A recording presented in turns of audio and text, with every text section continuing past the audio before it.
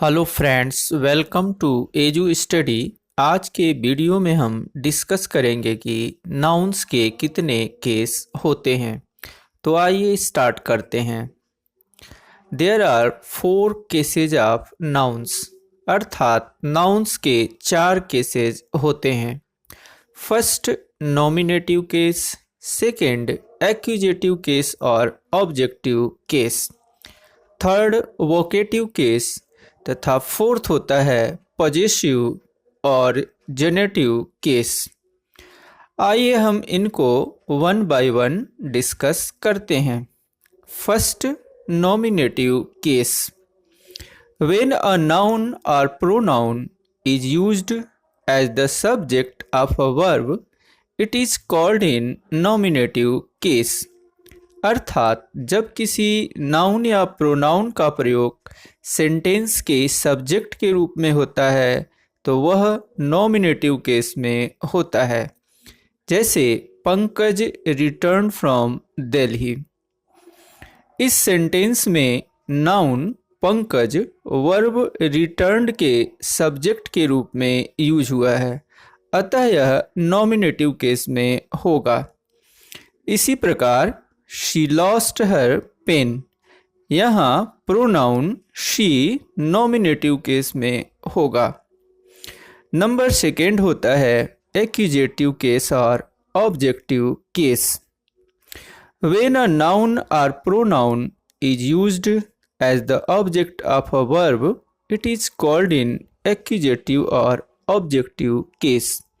अर्थात जब किसी नाउन या प्रोनाउन का प्रयोग किसी वर्ब के ऑब्जेक्ट के रूप में होता है तो उसे एक्यूजेटिव या ऑब्जेक्टिव केस में कहा जाता है। जैसे जानवी थ्रू अ बॉल, यहाँ नाउन बॉल वर्ब थ्रू का ऑब्जेक्ट है, अतः यह एक्यूजेटिव या ऑब्जेक्टिव केस में होगा। इसी प्रकार ही गैव मी अ पेन और He gave a pen to me, यहाँ मी इनडायरेक्ट ऑब्जेक्ट तथा पेन डायरेक्ट ऑब्जेक्ट है। इस प्रकार मी तथा पेन दोनों ही ऑब्जेक्टिव केस में होंगे।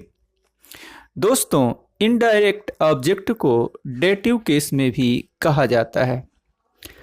अब हम समझेंगे कि वोकेटिव केस क्या होता है। When a noun is used for the sake of address, it is called in vocative case. अर्थात जब किसी नाउन का प्रयोग संबोधन के लिए किया जाता है तो इसे वोकेटिव केस में कहा जाता है। जैसे please come here Raju, you are my best friend Ramesh. इन सेंटेंसेज में नाउन्स राजू तथा रमेश कहकर व्यक्तियों को एड्रेस या संबोधित किया जा रहा है, अतः ये वोकेटिव केस में हैं।